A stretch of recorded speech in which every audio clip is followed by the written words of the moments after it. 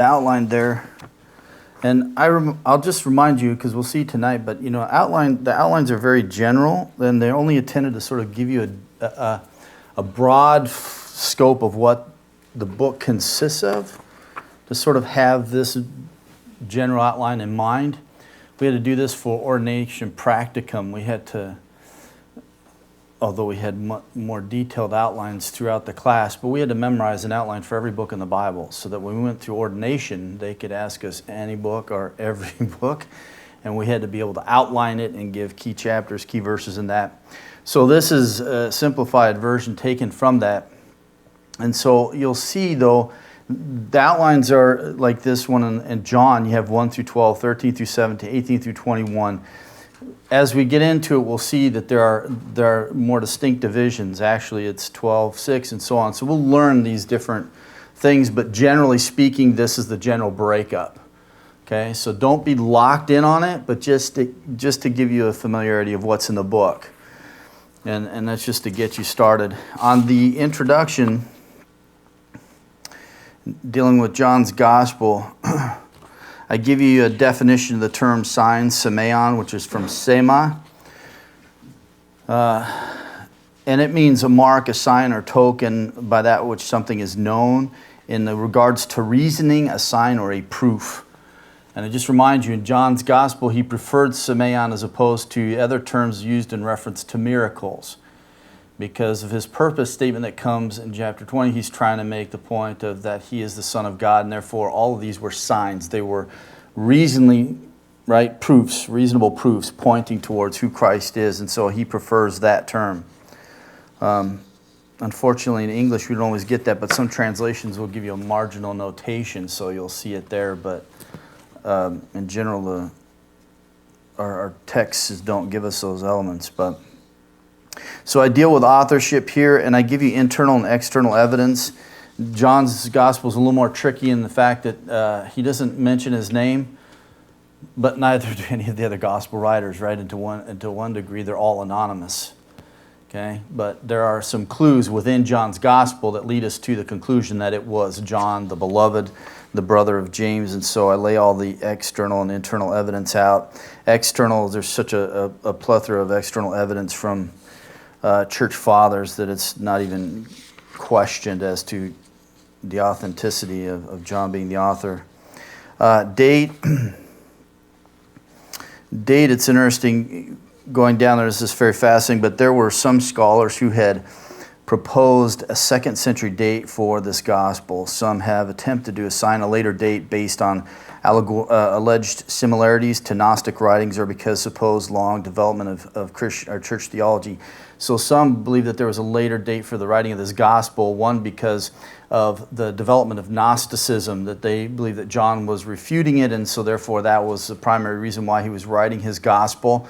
And so they put it that way. They do the same thing with Colossians, and the problem with doing that with Colossians is that Gnosticism didn't develop around that time period. It may have been seedlings, but it was not fully developed until much later. So Colossians was not written to refute Gnosticism. And in regards to John's Gospel, I don't think it's the same either. However, I give you a note, there are archaeological finds supporting the authenticity of the text of John. Word studies, manuscript discoveries have given powerful support for an earlier date. Discovery of the John Rylands papyrus, which is P52, containing portions of chapter 18, verses 31 through 33, 37 through 38, have overthrown this conjecture.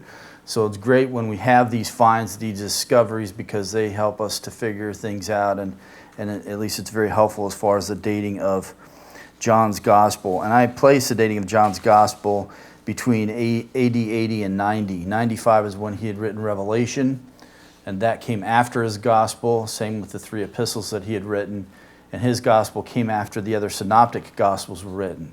So I place it after theirs, but before the others in regards to his own writing. And then I give you the distinctive features, the 7 signs in John's Gospel, and so sometimes it's referred to as the Gospel of 7 signs.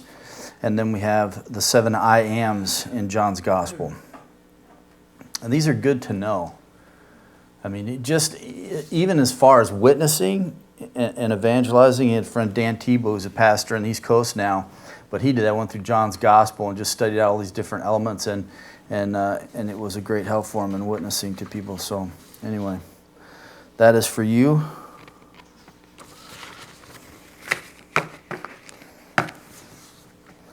And we will begin introduction. Some of this stuff we have looked at, but I always try to add new things too. There are quite a few things that we'll cover tonight that aren't in the notes. It's kind of hard to narrow these things down into, into 2 nights, let alone 1 night. So we'll stretch John out to 2 nights again. So tonight will be the intro, and then next week we'll walk through the Gospel of John. We'll look at the prologue, verses 1 through 18 of chapter 1 tonight, because it just sets up the rest of the book. So we'll look at that as a part of the introduction, and we'll look at some of the particulars of it. We'll look at structure and all that kind of stuff, and then we'll walk through the rest of the book. It's just interesting to me. If you turn to John chapter 1, verses 19 to the end of the chapter, it's such a great section on witnessing. It is. It's fascinating to me, one, because you have several testimonies that are woven through here, but you have this clear emphasis on the witness from Scripture and the witness from individuals, their own personal experience, right? And so you have this twofold witnesses being borne out at the very beginning of John's Gospel in chapter 1, verse 19 and following, is this issue of the testimony, the witness of Scripture and personal testimony. And we find that there are 3 different elements that are laid out here, actually 4, in regards to different kinds of ways in which you can witness to people. And it's interesting because one of them is just the personal call of Christ. And we'll look at those next week as we walk through this, but it's just it's an amazing book. I think I referenced it in the introduction as probably the best gospel tract ever written. When I have new believers ask me what book to start with, I usually head them towards John. When I have unbelievers who've heard the gospel and are interested in reading more, which I've had on a number of occasions, I always turn them to the Gospel of John, because there's just so much there, and it's pretty easy to get the sense of the flow of what's going on in the book too. So, introduction to John, we'll talk about the certainty of the Gospel of John. And we find statements that are paralleled in 1 John, which is kind of the interesting thing when you can read a particular author in different writings. So like if you study Paul and look at his different letters in that, you begin to discern styles and also type of vocabulary. And some of the things that we do in studying Scripture and studying it from the original language is that when we understand the vocabulary of a particular author, then when they violate their typical vocabulary, you ask yourself why. And there are times when Paul does this for emphasis. There's times when he violates clear Greek grammar to make a point. And oftentimes those things are missed in our English translations, but there's only so much you can carry over. But it's just fascinating when you start to do that. But you can notice these kinds of things in English, the kinds of vocabulary. And you see there are certain words that John uses in his gospel, he also uses in his epistles, and he also uses in Revelation. And when you can start to discern those things, it's kind of exciting, because then you get a sense of the person, right? And you get a sense of the things that are important to them. And just to say to you, though, when you discern that kind of vocabulary, and specifically the usages of terms, I'll give you an example. If Paul uses the term grace and Peter uses the term grace, they're not necessarily used in the same way. Okay? So part of not only discerning the types of words they like to use, but also how do they use them. Okay? Because you can have 2 authors use similar terms and be used in a totally different way. So that's just a part of the task of interpretation, studying the Word. But in 1 John 1 through 3, he says this, that which was from the beginning, what we have heard, what we have seen with our eyes, what we have looked at, and our hands have touched. This we proclaim concerning the word of life. The life appeared, and we have seen it and testified to it, and we proclaim to you the eternal life which was with the Father and has appeared to us. We proclaim to you what we have seen and heard, so that you also may have fellowship with us, and indeed our fellowship is with the Father and with His Son, Jesus Christ. So in 1 John, as he writes, and he talks about the issue of the things that have been experienced, I've seen this, we've heard this, right? And in 4:14 he says this of 1 John, and we have seen and testified that the Father has sent his Son to be the Savior of the world. In John 1:14 he says this, and the Word became flesh and dwelt among us, and we saw his glory, glories of the only begotten from the Father, full of grace and truth. So John is affirming his eyewitness to the events that happened. And when at the end of his gospel he refers to these things, he's referring to everything that he's recorded in his gospel, right? These things he has witnessed on his own.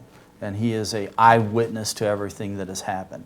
And that's the great thing about the writings that we have, is that we have eyewitness recordings of the life of Christ. You really can't get better than that, right? It's not secondhand stuff. But we find this affirmation of certainty all the way through John's gospel. We find it in different ways. One of it is when we have the appearance of Christ. So I give you several incidences in which Christ appeared. We have Christ appears to Mary Magdalene in 20:11 through 18. Christ appears to the disciples, Thomas not included. Christ appears to disciples, Thomas included. Christ appears to 7 disciples. Christ affirms Simon Peter, and then the conclusion and confirmation of the gospel. So there are different ways throughout John's book in which he is affirming the certainty of what he has recorded for us. There's no way that as you go through the Gospel of John, you come out the other end thinking, should I doubt this? No. He wants us to be absolutely sure that what we have is the truth, and it is the pure gospel.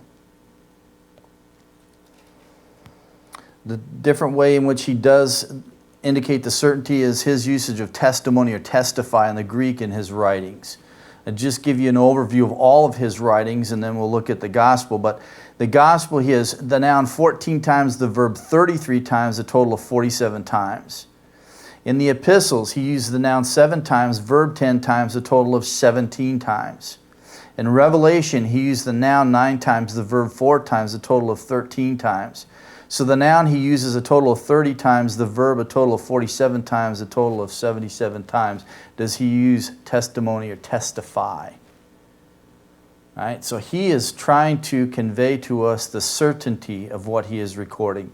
Not only through all the eyewitness of appearances of Christ, not only the affirmation that he has seen all of these things as an eyewitness and recording them, but also the terms that he uses. He wants us to be sure as to the certainty of what we have before us.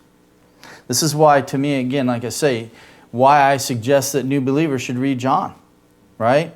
Because what you want them to have is a bolstered, assured faith. You don't want them doubting, right? Who have I put my faith into, right?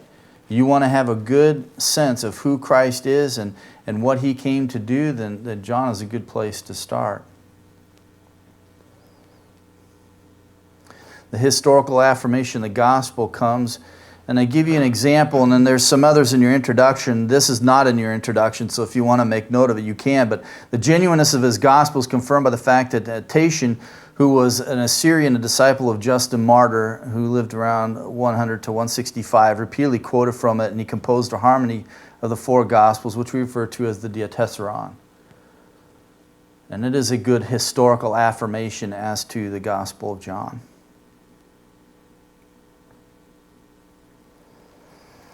Oftentimes, it is good for us to do that. We need to do that. The reality of it is we stand on the shoulders of others. This is the thing that bothers me somewhat about new contemporary theology, is the fact that in systematic theology, true systematic theology, you must study historical theology. In other words, you need to look back in time and see what the early church held in regards to certain doctrines when you study those doctrines. A lot of theologies these days don't do that. They don't practice true systematic theology. Louis Berkhoff is a great example of a true systematic theologian. I love Louis Berkhoff, although he'll blow your mind. He's just tough to read, but he's great. He's Reformed and Covenant, which I'm not, but nonetheless, there's a lot that I agree with him on when he's biblically sound on it. But just to say, it's good to go to the back in history and look at what was before us, right? Because we stand on the shoulders of others. There's others who have gone before us, whether it's in our own families or whether it's in the church family, and they have laid down a path for us. And so if you have some new teaching that is altered from what we have from history, then you need to question a little bit, right? And it doesn't mean that you can't come to a new understanding, right? But it's always good to look backwards and see where you came from. To me, that's why I think church history is vital for people. They just need to know. And there's a lot of great books from kids up to adults to read on that. But anyway, that's my little plug.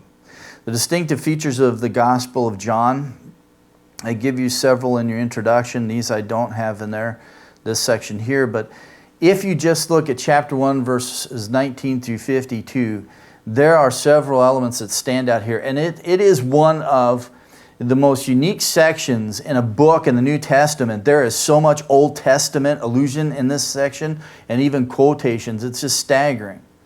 Ian and I sat one night together and read through the first chapter of John and indicate all the different points in which we have these Old Testament connections. And I'm just giving you a few of them. We have reference to him being the Lord. This is looking back to Isaiah 6:1, and this is found in John chapter 1, verse 23. He is the Lamb of God, looking back to Isaiah 53. We find this in John chapter 1, verse 29 and 36. If I'm going fast, you can slow me down. He is the Son of God, Psalm 2:7. We find this in John 1:34 and 49. He is God's chosen one, Isaiah 42:1. We find this in John 1:34.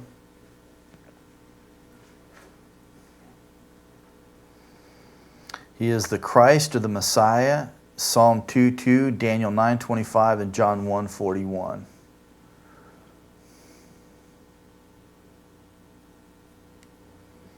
He is the prophet, Deuteronomy 18:18, and we find this in John chapter 1, verse 21, verse 45. Here's what's fascinating. Have you ever noticed the interaction starting in verse 19 with the religious leaders who come to John the Baptist and they ask him if he is Elijah, then they ask him if he is the prophet, right? And they also asked him if he is the Christ. Do you notice that they make a distinction between the Christ, the Messiah, and the prophet? They didn't think of him as being the same person. You look at Acts chapter 3, verses 20 through 22, we find that the prophet and the Messiah are exactly the same. Elijah is the only one who's distinct from those two, but that's not how they viewed it. So even in John chapter 7, when the people, in verses 40 and following in John chapter 7, when the people are wondering who he is, and they're wondering, is he the Christ? Is he the prophet? They saw a distinction between the two. They didn't see him as being one and the same. It's just another affirmation, the fact that they had some understanding from the Old Testament, but they just weren't putting all the pieces together, right? They weren't looking for the Messiah as maybe they should have been looking for the Messiah. You have to mix into that too the intertestamental period and all of the different views that developed in regards to the coming of the Messiah and what he was going to look like and what he was going to do. Also, their imposed interpretations on passages also clouded their minds and eyes from seeing him for who he really was. And then we have the King of Israel, Psalm 2:6, Zephaniah 3:15. We find this in John chapter 1, verse 49. And then the Son of Man, Daniel 7:13, and we find this in John chapter 1, verse 51. These are just a few examples. You just go through chapter 1 and see all the different. And so it is interesting how John is not necessarily writing to a Jewish audience, and yet at the same time, it's just saturated with Old Testament allusions, right? And affirmations. And we find the early encounters with John the Baptist and the disciples, they were all Jewish. They had an understanding of the Old Testament, right? Nathaniel, can anything, right? Talk about the Messiah, can come out of Nazareth, right? Is this possible? I like Philip's response. He doesn't even try to explain it to me. He just says, come and see. Come and see. We have the 7 signs which you have in your introductory material, so you need to write this down. We have the water into wine, and this is the first miracle that we've recorded that Christ performed, and this introduces the Cana cycle, and we'll look at it next week as we walk through the Gospel of John, but there's this sort of encyclical happening that comes in regards to the first 2 miracles we have. But we have the healing of nobleman's son, we have the healing of paralytic, we have the feeding of the 5,000, the only one appear in all 4 Gospels. We have walking on water, we have healing of man born blind, and raising of Lazarus, and all of them combined to show that Jesus is, right, the Son of God. And this all feeds into John's purpose statement. We also have the 7 I ams in John's Gospel. The reality of it is there's 23 times, just think about this, 23 times, right? We have ego eimi throughout John's gospel. 23 times we have this. There are 7, though, when he gives metaphors that are connected with it, that give some amazing truth in regards to who he is.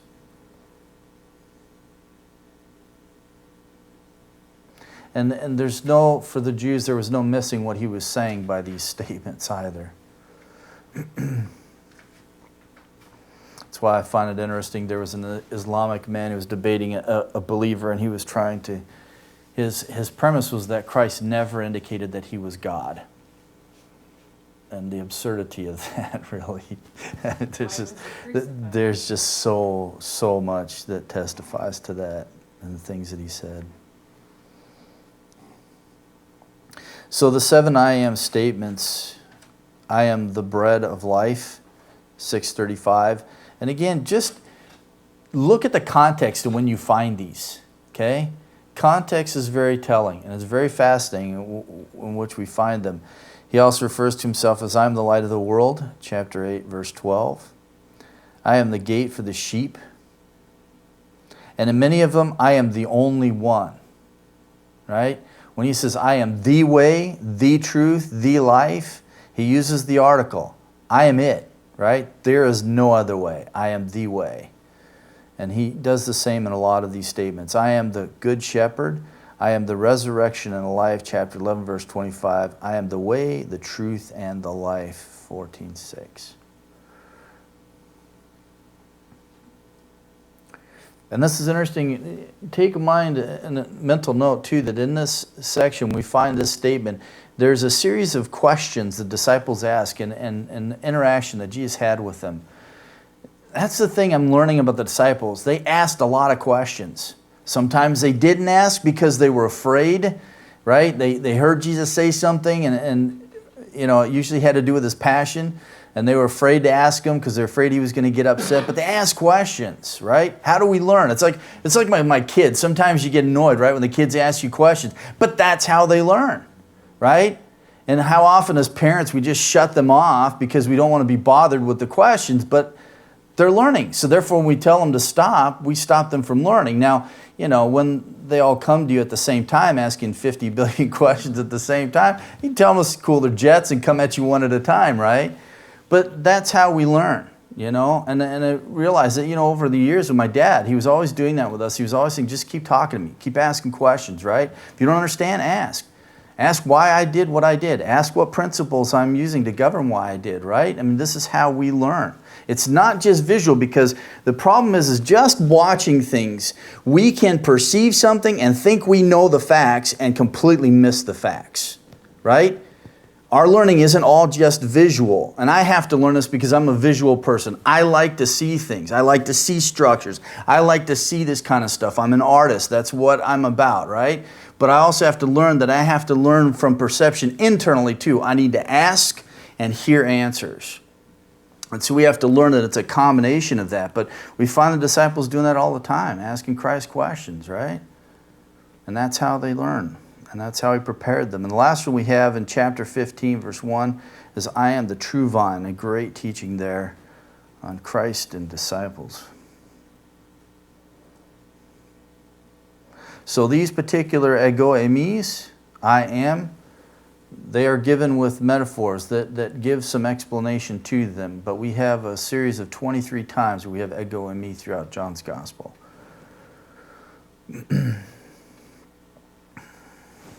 So let's move to the prologue. We've looked at this, and I wanted to go and look at this because it introduces the gospel as a whole. And we'll stop with that, and we'll walk through the details of this. And just keep in mind what John does with chapter 1, verses 1 through 18, is he is priming the pump for what is to come later.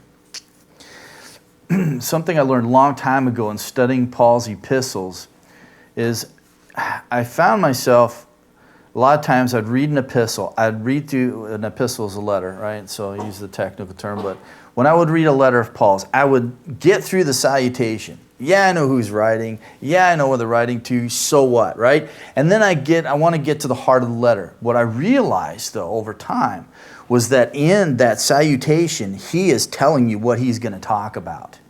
And all of a sudden, things just started coming very, very clear to me. 1 Corinthians is a great example. It's God's church. And when you look at the salutations, you have writer, recipients, and greeting. Okay, 3 parts. Look at where he expounds on what parts and which part is more important. And then look at the rest of the letters. You read it with that in mind. It's very fascinating. So I started to pay attention more to the beginning of things because I realized that they don't have, as we have in books, we open up, we have an index, we have the content laid out for us. We have oftentimes a preface and all. They didn't have that. Their first few sentences was that, right?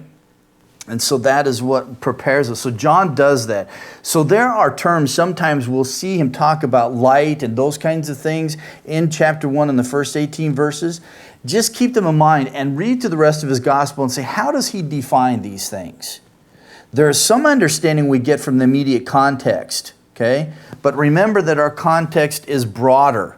It's not just a verse before and a verse after, or a few verses before and a few verses after. It could be chapters, okay?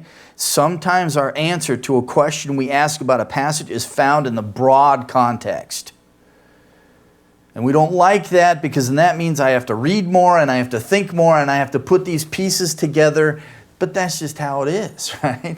That's how it is. But we have the therefores and the fors, right, that guide us and show us how they all piece together.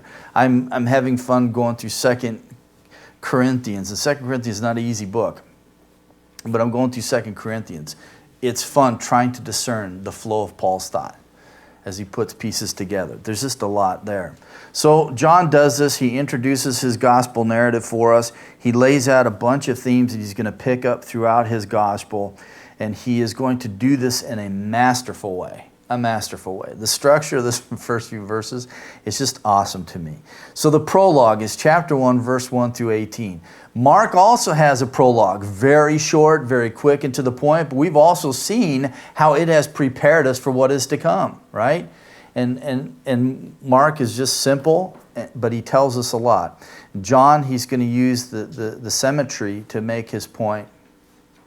So the prologue, the gospel opens with one of the most elevated statements that found of Jesus in the New Testament.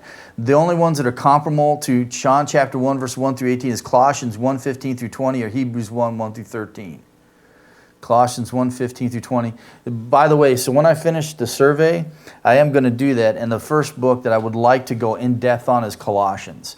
And I am going to go word by word, phrase by phrase, and walk through it. I'm not going to worry about outlines, and I will use PowerPoint in the sense that I want to put the Greek text up there, and I want you guys to see stuff that normally we just don't have time to look at in any other kind of setting. And I'm going to take my time, so I'm not going to be a rush with it. But I want to walk through it in greater detail. To me, I enjoy that. That's what I would prefer to do. So we will start with Colossians. So if you want to get your gears in your mind ready, that's where we'll go after we finish this survey. Such great, man, this is such great theology there. I tell you, seriously, if you just knew one book really in the New Testament, you could share the gospel with anybody. They all lay out the gospel. The reality of it is they all do. And I started thinking about this back when I read a statement by Luther when he made a reference to Titus. He says, if Titus was the only book you had for your life, it is enough to last you through your whole life. 3 chapters, but there is a lot there. A lot there. The same can be said for every book. So hopefully by the time we get done with Colossians, you will have a serious sense of a gospel message, but just so many key truths that are laid out there for us. And I will do the Greek so you can make those notations as we go through it. Studying this text takes time, and when we start looking through passages like this, they're very complex. We rush through them, but man, I like getting into the details because there's just so much here. Oftentimes we miss it because we can't read it in the original, but when you can read this stuff in the original, it's astounding, the way that it's written. And you realize that the Holy Spirit utilized these men and their capabilities and their own personal genius to write this. And when you read like Luke's gospel, he has all of these medical terms throughout there. Well, because he's a physician. but he's a master. He is a master of the Greek. First 2 chapters, totally Semitic. He breaks from that, and it's just beautiful Greek. And the way that he uses participles is like no other. The only other person who's comparable to Luke in the usage of participles in the Greek is Paul. But see, there's so much good stuff there. And so hopefully, in our study of Colossians, we'll be able to bring this out. But hopefully I can bring some of this stuff out with John's intro. G.L. Borchert made this statement: the reader is welcome to an intellectual, spiritual, life-challenging pilgrimage with an evangelist who continues to call us to new dimensions of believing. Sometimes when we read a passage and we hear a message on it, we think, got it, right? My dad did this one time. He got done preaching through Ephesians. He got down to the end. He's like, man, all of a sudden it came clear to me what it was about. So he turned around and preached right back through it again. Right? We think because we've heard a message on it before, we got it. No, there is so much there. Right? And so this is just to whet your appetite, and hopefully you'll go on your own and study it. But let me give you the parallelism that happens. Okay? In chapter 1, verses 1 and 2, we have parallelism with chapter 1, verse 18.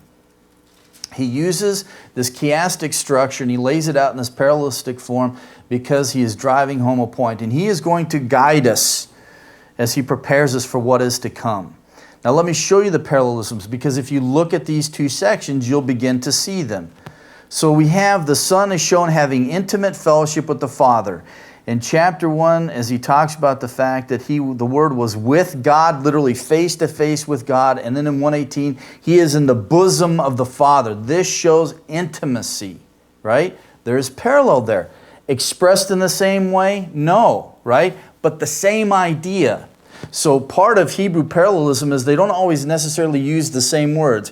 When we went through Luke's gospel and I showed you the prophecy of Zacharias, there were repeated terms that bound it together. They don't always have to do that. Sometimes it's the same idea expressed with different wording. Think about this when you read through their writings, because they use these techniques all the way through them. The next parallel between the beginning of this section, the end of it, is the Son is called God, or the unique one himself, God, right? So in both places we have the affirmation of his deity. And the last parallelism is the Son is depicted as the expression, right? The Word, or he exegeted God to us, God the Father.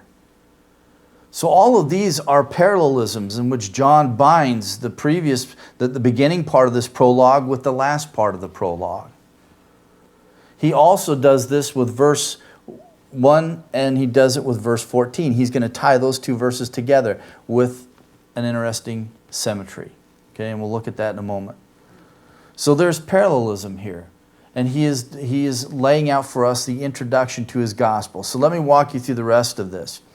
We have what came through the Word, creation, chapter 1, verse 3. What came through the Word, grace and truth, 1:17. What we received through the Word, life, 1:4 through 5. What we received from the Word, grace, 1:16.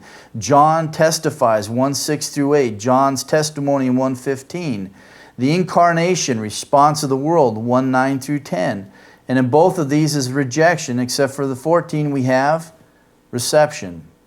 The incarnation, response of the community. We have the Word in his own, chapter 1, verse 11. We have the Word in his own, chapter 1, verse 13. And then the center of this is verse 12. Those who accept the Word, those who believed in the Word, became children of God. If you look at your English verse, it does that for you. Notice how the verse reads, verse 12. But as many as received him, to them he gave the right to become children of God, even to those who, what? Believe on his name. So even in our translation, they've managed to capture the structure a little bit. So even in our English texts, we can see some of the parallelism that happens if you know what to look for.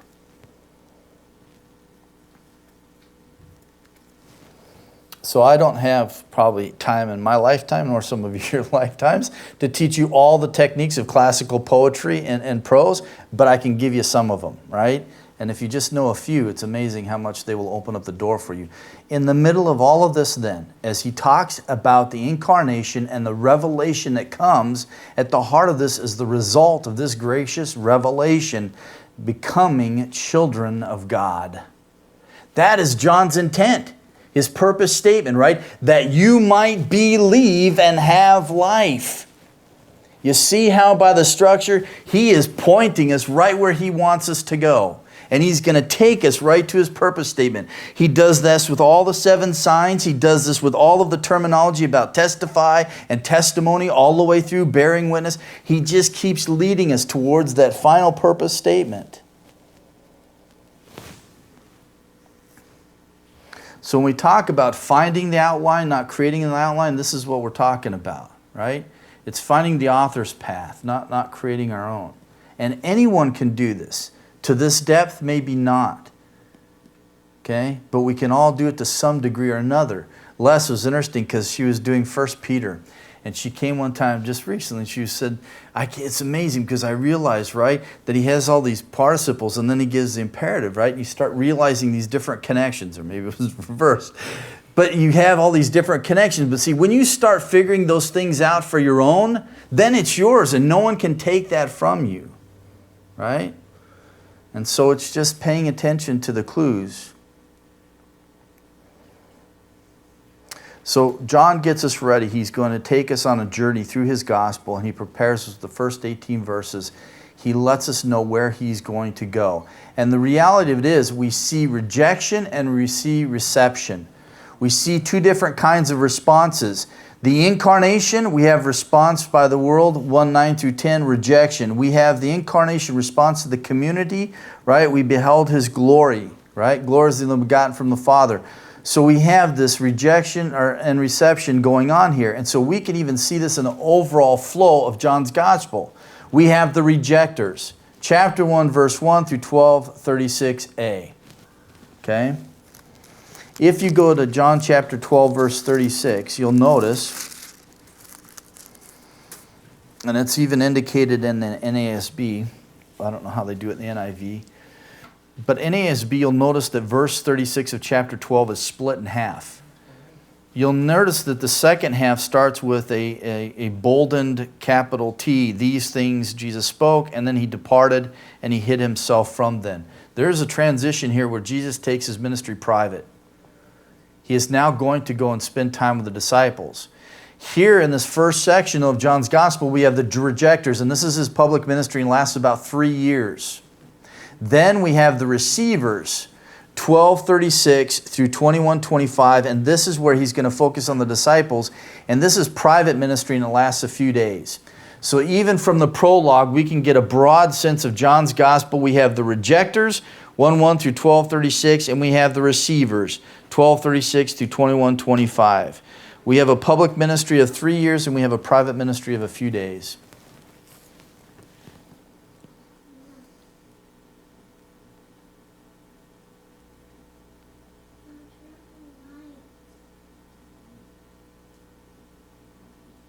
I'm waiting for writing to be done. Otherwise, look at me like, okay, say something.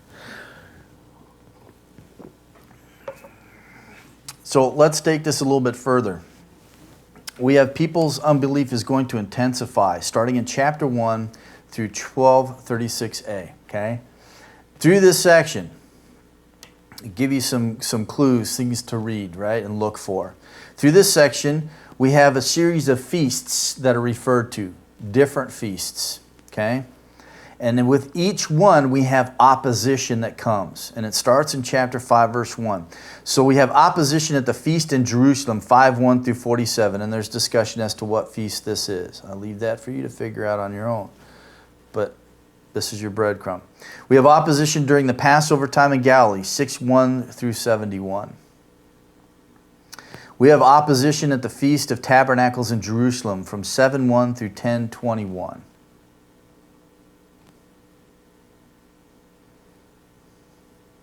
We have opposition at the Feast of Dedication in Jerusalem, 10:22 through 42. And then we have opposition at Bethany in Jerusalem, Passover. We find this indicated in chapter 11, verse 55, but this runs from 11:1 through 12:36a. So from chapter 5, verse 1 through 12:36a, we see an intensification of this opposition or unbelief. And we find then the culmination of this in chapter 18, verse 1 through 19:42. We have the culmination of unbelief. And just not too long ago, I sent an outline for this passage to a brother pastor who was going to preach on it, and entitled it, Steps Towards the Crucifixion. And if you read that passage with that in mind, it's very fascinating, because you just see the steps that are taken as it leads all the way to his death.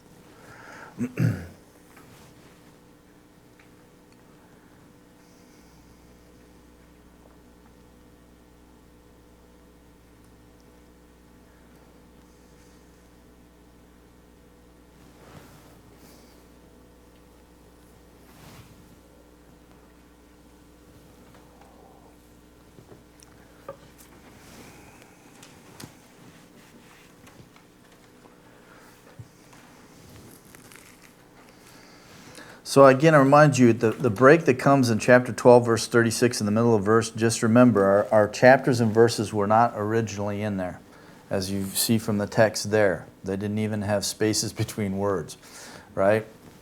So keep that in mind when you're studying a book and breaking it up. It doesn't always break where our chapters break. The prologue, then, let's go back and look at some of the truths that John lays out for us here. And I'm going to, and I try to simplify these as much as possible, and we've gone through these before, but new thoughts that I've added in here. But first is the fact that he is eternal. This is one of the key truths that John affirms 3 different times in this introductory section. He affirms the eternality of Christ. Why is that important? Because the eternality of Christ is connected with his deity. If you reject the one, you reject the other. He cannot be God and be a created being. It's impossible. So they rise and fall together. According to the Mormons. Yeah. So for John, this is how it must begin. He begins on the eternality of Christ. So John's first declares that the word, the Logos, antedates time and goes back to eternity past. He says this, in the beginning was the Word. John takes us back as far as our minds can possibly go. The problem for us is that we are finite beings, and we're bound by time, so we can only think about things in beginnings and endings. And so he starts us off there. In the beginning was the Word. But the way that he presents it in the Greek text, he makes it very clear the eternality of Christ. Okay?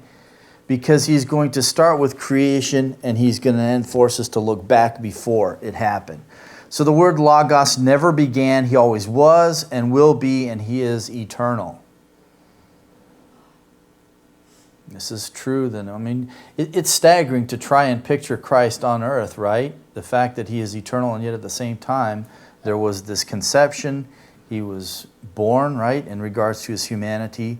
But John starts from the top down. All the other gospel writers start from the bottom, right? They start from the earthly perspective of Christ and work their way up. John starts here and comes down for us. The imperfect tense in the Greek suggests that the relation, as far as human language can go, the notion of absolute, transcending, temporal, eternal, that is, existence. In other words, if we can do this, John talks about the beginning, okay? If this is the beginning, and we understand what he means by the beginning based on verse 3, what kind of beginning is he talking about? It's the beginning of everything, right? Because in verse 3 it says, all things have been created through him. So he's talking about the beginning, he's talking about the beginning of everything. The universe, everything that's out there, planets, stars, whatever is made up within the context of the cosmos, right? Thinking broader beyond just this world, the beginning of everything. Then what he does is he takes us from here and he works backwards with the imperfect. In other words, he says, in the beginning, the Word was continuously existing.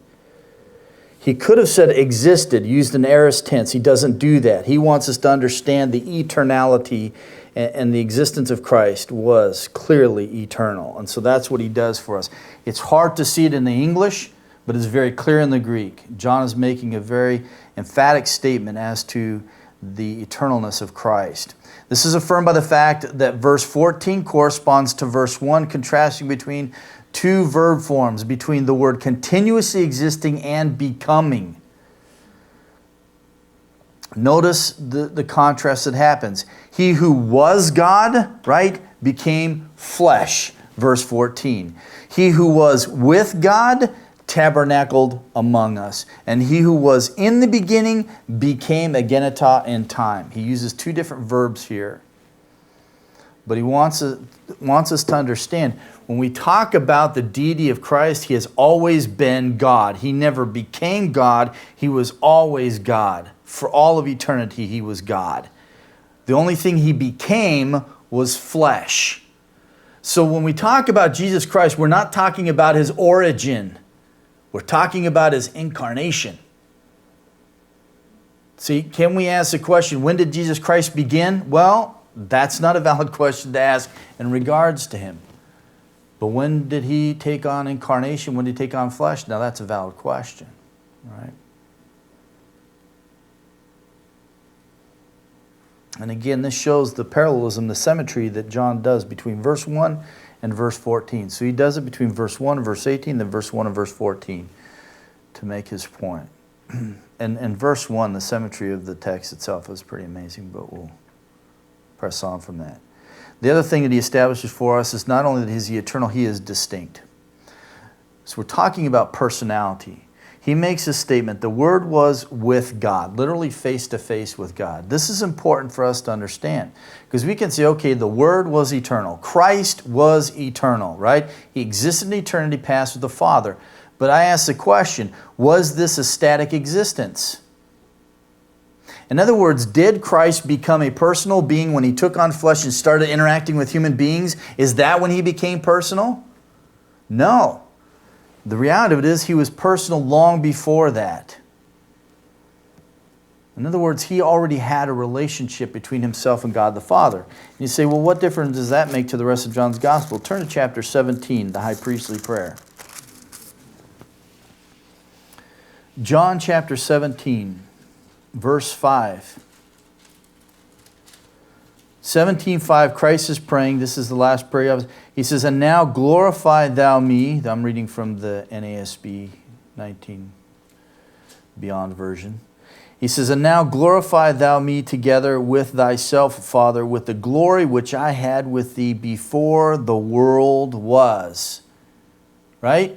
Before the world was. In eternity past, he shared glory with God the Father. In other words, there was not a static existence.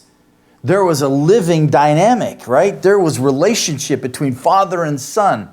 And you say, well, what difference does that make to our life? Why did God create us? So I listen on Christian radio and some, record jockey on there, or I should say probably CD jockey these days, right, is sitting there and they say, why did God create us? Because he needed someone to love. No.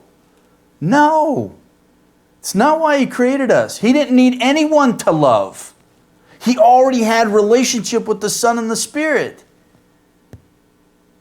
He created us purely out of his own good pleasure, Ephesians chapter 1.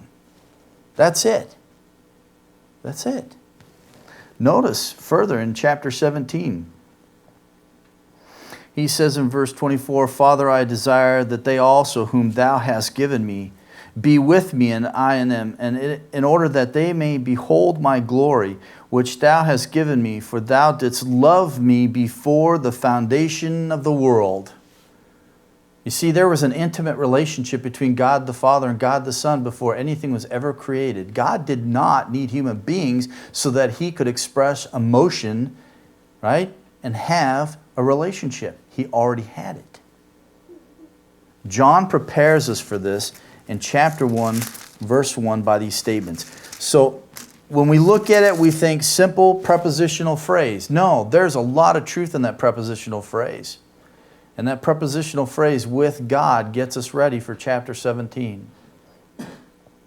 So the Word was literally face to face with God. The Word was in mutual, reciprocal relationship with God the Father, and yet he is distinct. In other words, if you have two individuals, one here, and they share a love between each other, there's distinction between beings, right? So this helps us to understand the Trinity, that God is one in essence, but he is three in person. Okay? That is a cardinal truth for Christianity. If you reject the Trinity, we need to talk. All right? This is what I tell my kids. This is a cardinal truth, that God is one in essence and he is three in person. John brings out these two aspects in these introductories to the gospel. He focuses on the fact that there is distinction between the persons, between Father and Son, and at the same time he says, and the Word was God.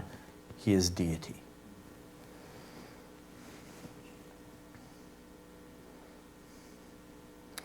A.T. Robertson, in regards to the preposition here, it's pros. It's translated with in English, but pros in the Greek. He says, with the accusative presents a plane of equality, intimacy, face-to-face with each other. The personal being of the Word was in active intercourse and in perfect communion with God the Father. You see, God was self-sufficient, self-contained, self-satisfied. He needed absolutely nothing. God did not create or design this cosmos out of need for anything. We as human beings are so egotistical. We think that He needed us. We think that we're good enough, He ought to save all of us. The problem is we are then looking at everything through man's eyes rather than through God's eyes.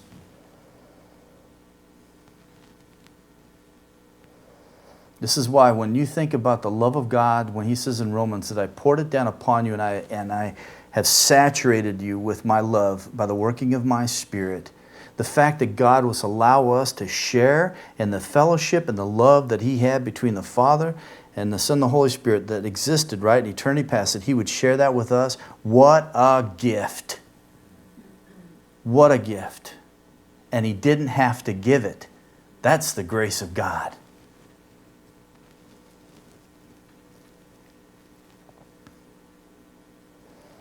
Not only that, but He is real deity. It is argued that the absence of the definite article with theos, God, means the Word Christ is merely a God or a semi-deity.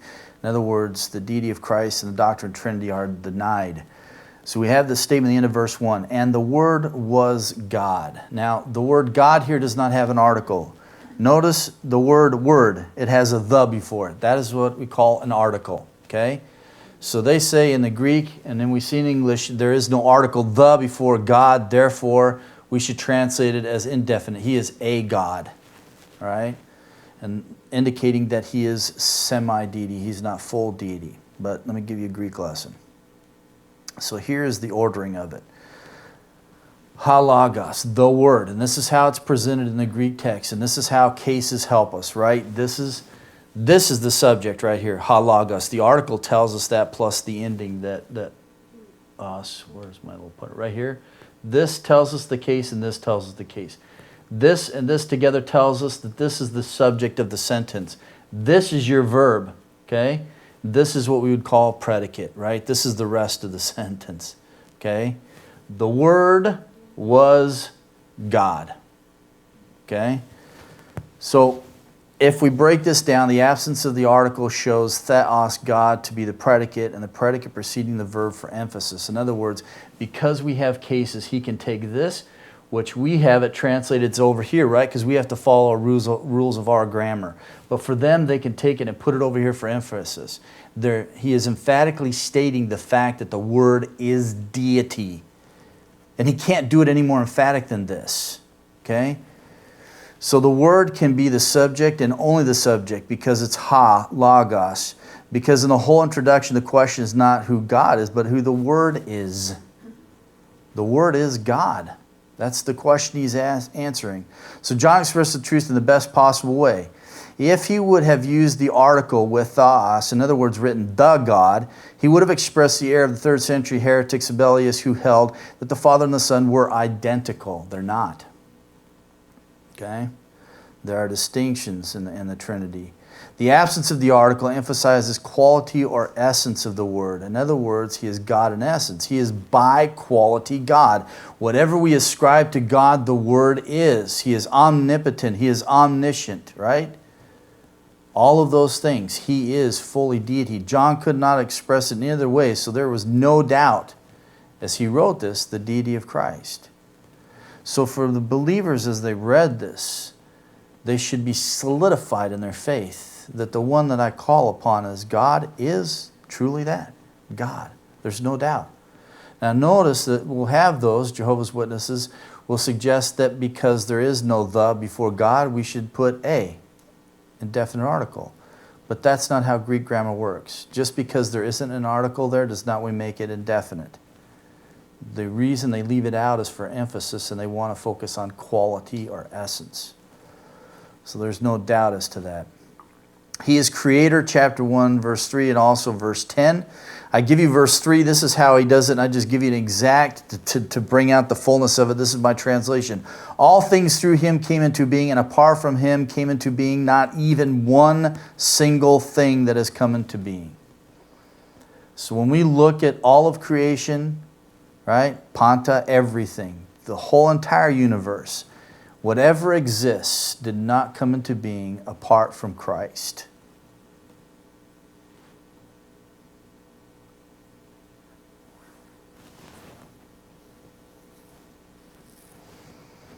So there is no doubt as to his hand in creation. The second half of verse that John gives us here, absolutely clear that apart from him, choris, without the work of the Logos, the Word, nothing at all was created. Nothing. Nothing. Absolutely nothing. The Greek emphatic phrase, udehen, nothing, not one single thing, emphasizes the involvement of the Logos and the bringing into being all of reality except the uncreated reality of God. So the truth is that God is the uncaused God, right? He's the uncaused cause. Right? Some kids ask, well, who created God, right? Where did God come from? God didn't come from anywhere. Right? God exists by the very nature of his being. He must always exist because he's eternal. There was never any beginning for God. These are the truths that just sort of blow your mind, right? Because you start thinking about, well, we think everything time. Remove time. Remove the existence of anything. It was just God. Eternally existing, right? And fellowship with the Son and the Spirit. And in that, he devised a plan. And in that plan, he devised a place for every single person as a part of his body. Is that not amazing? This is what drives me crazy when people try to bring God and put him down on this bottom shelf, man. I remember I had a pastor who was teaching homiletics class, which was how to prepare messages and stuff. And he used to say, you got to bring God and put him down on a lower shelf. Not even.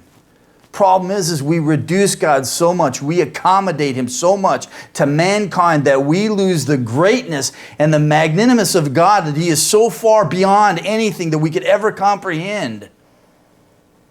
But we're so busy bringing him down here, making us our little buddy and our little chia pet, right? Rather than the God of the universe, the one who is outside the universe. He's uncontained by the universe.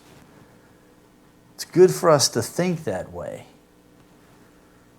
It would put us in perspective, right? Anytime you start thinking a little bit big on yourself, just stop and think on God for a while. You get a pretty clear perspective of where you are. His real humanity, chapter 1, verse 14, and then 14:6 picks up on this. This is the supreme revelation that comes. God chose to make himself known finally and intimately in a real historical man. When the Word became flesh, God became man. And when he's talking about flesh, this is the most tangible aspect of the human nature, right? Body, soul, and spirit. When he came and took on humanity and took on a second nature, this is what he took on: body, soul, and spirit, the whole of it. John uses flesh because he wants us to grasp the most tangible aspect of human nature. So when he says that the Word became flesh, he's saying the Word took on human nature, all of that. Flesh, soul, spirit. But he focuses on the flesh aspect because he wants us to understand the tangibility of it. Right? Because then he comes and says, he tabernacled among us, and we beheld his glory. So when he talks about taking on flesh, he's talking about the whole of human nature. The term sarx, flesh, can be used to note the whole of human nature, with prominent emphasis being placed on the aspect relating to sensibility and visibility. Christ assumed a community of nature with mankind, an embodiment like the rest of humanity. This, I can tell you, the sacrifice that Christ made, we just don't even comprehend it. Because think about this. He took on human nature. When he ascended, how did he ascend? He ascended not only in his deity, but also in what? His humanity. He will forever remain the God-man. When he took on human nature, it was for the rest of eternity. He limited himself in that degree for us, right? to be that mediator, to provide that for us. And when he took that on, it is forever his now. To me, it's just, we talk about the saving grace of God. I tell you, there's just so much, we just don't even comprehend. We just don't even comprehend what God has done. Most of the time, because we're just not willing to let our minds go there.